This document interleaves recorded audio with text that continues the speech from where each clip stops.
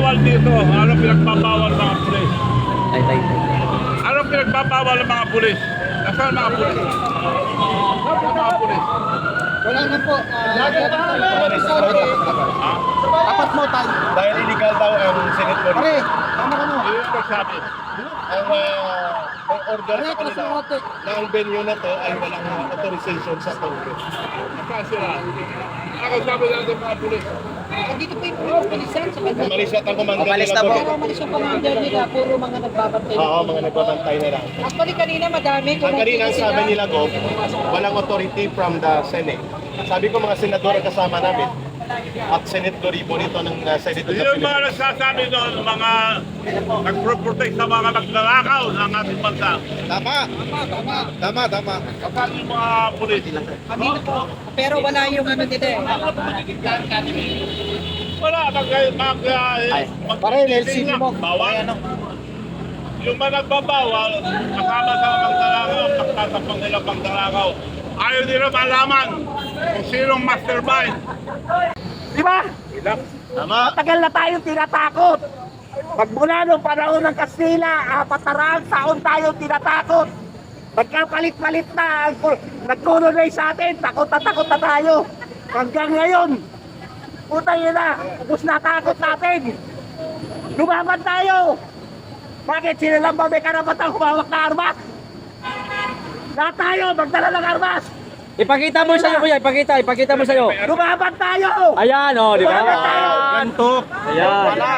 Yan tok lang, yan tok. Lumaban tayo. Probaton pala yan, sir. Karapatan natin, depensahan yung sarili natin sa kanila. Wala sa kanila, wala silang karapatang abusuhin tayo. Magtrabaho kayo. Ayusin nyo yung trapiko. Yun ang trabaho nyo. Hindi yung gimitin nyo kami. Mag-animal kayo. Wisit kayo. Ayun po, ayun po. Hindi naman pinupos. Tama! Mga bobo na natin! Kurahin natin! Tapos pag kayo dumating, nagagawa sila, nagtutulakan, pero hindi naman nila pinapalabas! Pagbayan! Di ba? Mga bobo! Mga bayaran! Mga gago kayo, ha? Guys, kilala niyo to, guys. Kilala niyo to, guys, oh. Ano? Oh, sumisirin pa lang to!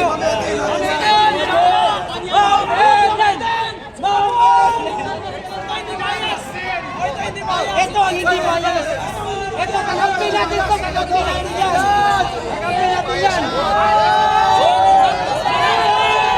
Ang net 25! Kakampi natin ito. Net 25 yan eh. Kawa mga split as talas.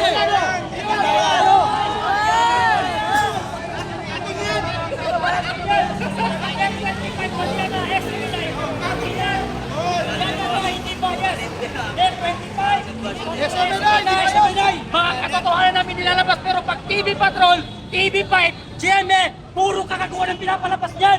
Amo! Taksil! Mga taksil yan! Ay, mami! Pagtukin niyo, magkag-TV sila!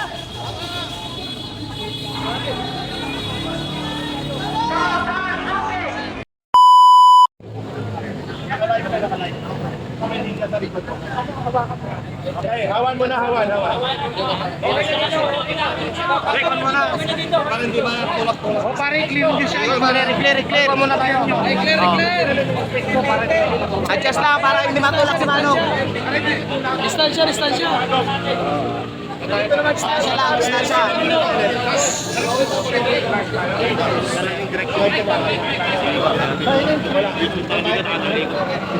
Ito pa, may mic.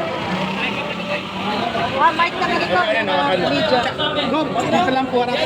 Sige, go, vloggers. Dito lang po. Pagtulakan.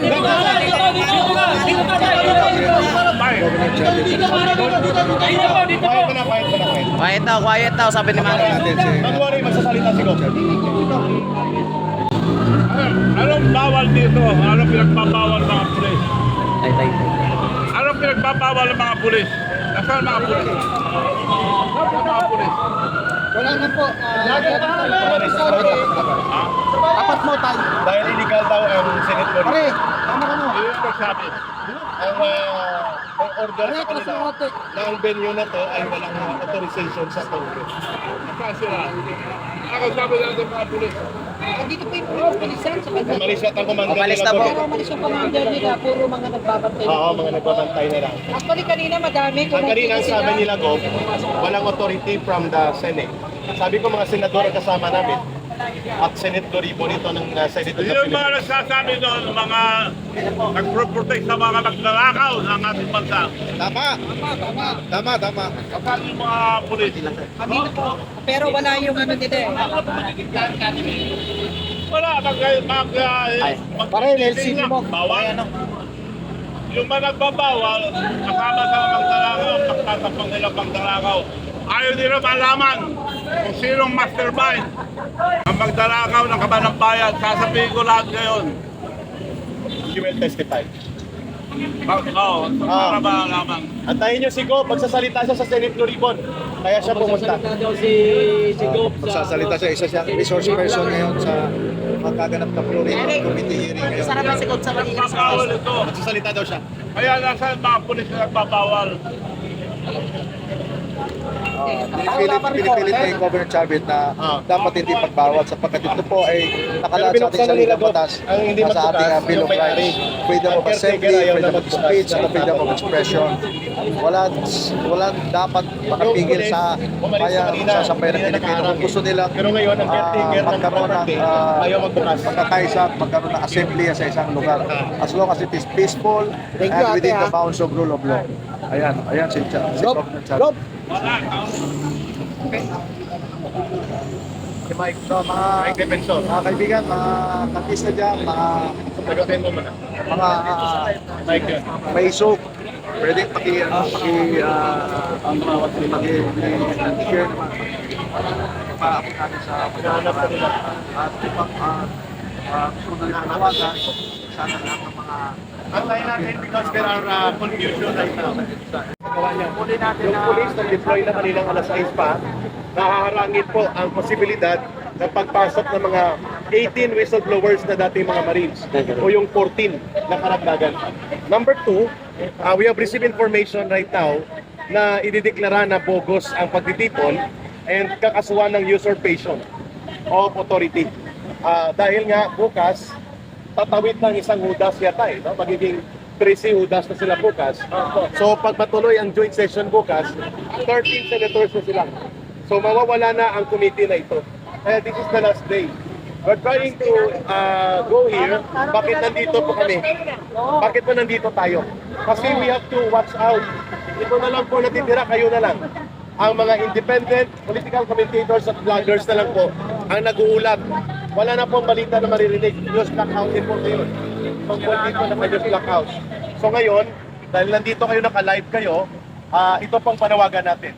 Matutuloy man o hindi dito sa area na to, mga kababayan, mananatili tayo nakabantay. Baka ilipat natin sa People Power Monument, pwede rin, malapit lang. Or EDSA Shrine, pwede na rin doon. Total public place mo yun. Bagamat may private parish doon, ang simbahan. So we're calling on we're calling on the team of Senator Marcoleta, Senator Alan Peter Cayetano, kung naririnig niyo po kami ngayon, sa lahat ng mga nanonood ngayon live. Kung hindi tayo papayagan dito, huwag tayong umatras. Doon tayo sa may People Power EDSA Shrine o kaya sa People Power Monument. At kasama namin kayo, mga independent media vloggers and media and commentators. Kayo po ang magbibigay ng boses. Sapagkat bukas, wala na po ang Senate Floribo na ito, mabubura na. Bakit? Magkakaroon na po ng 13 hudas bukas. Kompleto na. So they will have 13. If they will have 13 tomorrow, wala na si Senator Alan Peter Cayetano. Ang lahat ng komitiba, wala na rin po. This is the last day.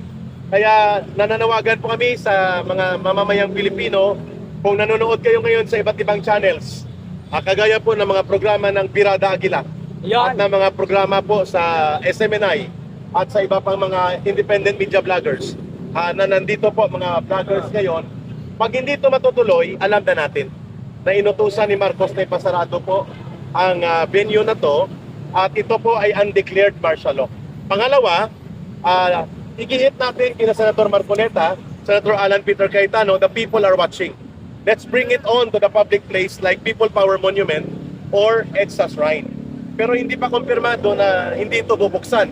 Pero brothers, mga kapatid, kung ito ay matutuloy, dapat kanina pa ito binuksan. Oo, kasi hotel to eh. Magalas 9 at maya-maya. So mukhang malabo na bubuksan ito.